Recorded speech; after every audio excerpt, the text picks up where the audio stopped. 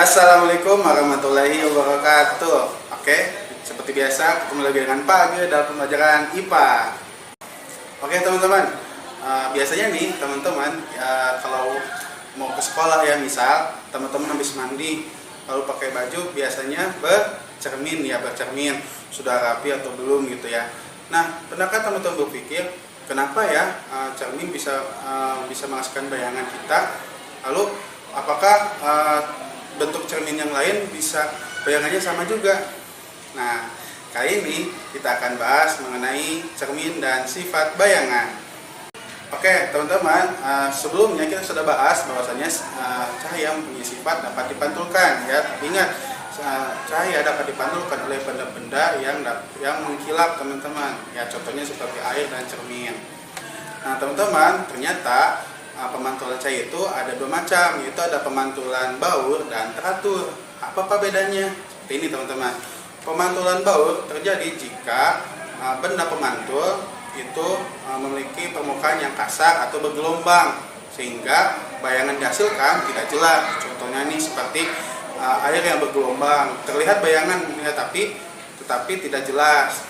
Yang kedua adalah pemantulan teratur. Ini terjadi apabila benda pemantul itu licin dan mengkilap dan tidak bergelombang tentunya, seperti pada cermin atau pantulan pada air yang tenang.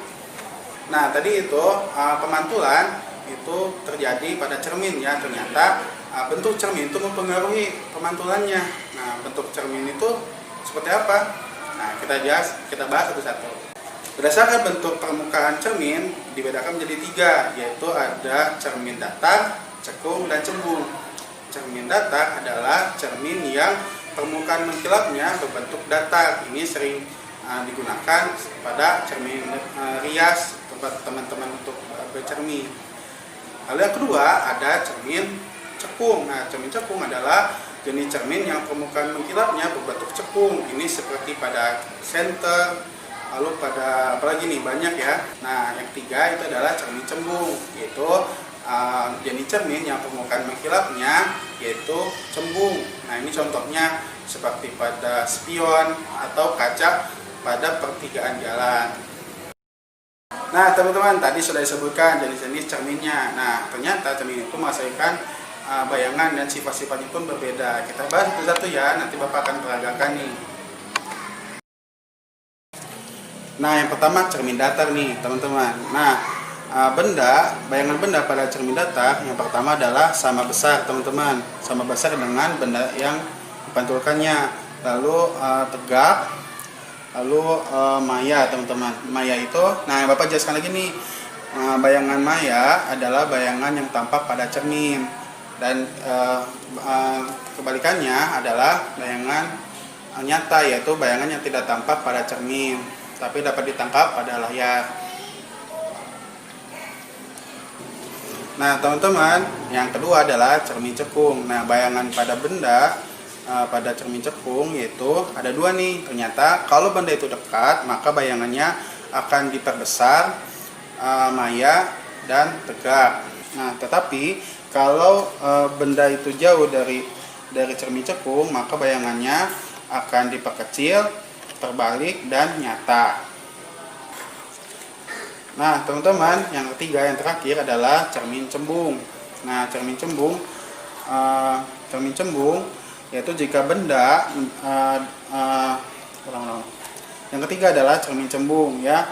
Bayangan benda pada cermin cembung yaitu bayangan itu terlihat diperkecil, tegak, dan maya. Nah teman-teman, di HCD halaman 58 itu ada eksperimen. Nah ini eksperimen yang Bapak lakukan. Teman-teman jangan lupa dilakukan ya eksperimennya. Nah teman-teman, tadi kita sudah bahas cermin dan sifat bayangan. Dan ternyata di sekitar kita itu ada alat-alat yang menggunakan prinsip dari cahaya, yaitu alat optik yang banyak. Contohnya ada kamera untuk menangkap gambar, foto, dan video. Lalu ada kaca pembesar, ada teleskop untuk melihat bintang-bintang, ada teropong, ada kacamata untuk membantu orang yang menderita rabun jauh atau rabun dekat, dan lain sebagainya. Oh iya, dan terakhir ini ada namanya mikroskop ya teman-teman, yang ada di laboratorium untuk melihat benda-benda yang kecil. Nah teman-teman, itu dia pembahasan kita mengenai cahaya. Kita sudah bahas 3 pekan sekaligus ya teman-teman. Ada sifat cahaya, indera penglihatan, dan sekarang cermin dan sifat-sifat bayangan. Nah kita senantiasa harus bersyukur ya teman-teman. Ya, kita bisa melihat karena ada cahaya dan indera penglihatan. Kita harus jaga dengan baik-baik. Lalu nih kita juga bisa memahami gitu bahwasanya kita pun harus mengetahui bayangan diri kita sendiri, bercermin. Ya, selain pada fisik kita bercermin, tapi juga harus bercermin pada dalam diri kita, yaitu teman-teman harus bersikap baik. Kalau kita bersikap salah maka harus diakui gitu teman-teman. Nah itu dia pembahasan kita kali ini. Semoga bermanfaat. Di kemudian hari ini kita akan bahas lagi ya IPA yang lebih menarik lagi teman-teman. Sekian dari Pak Agil. Assalamualaikum warahmatullahi wabarakatuh.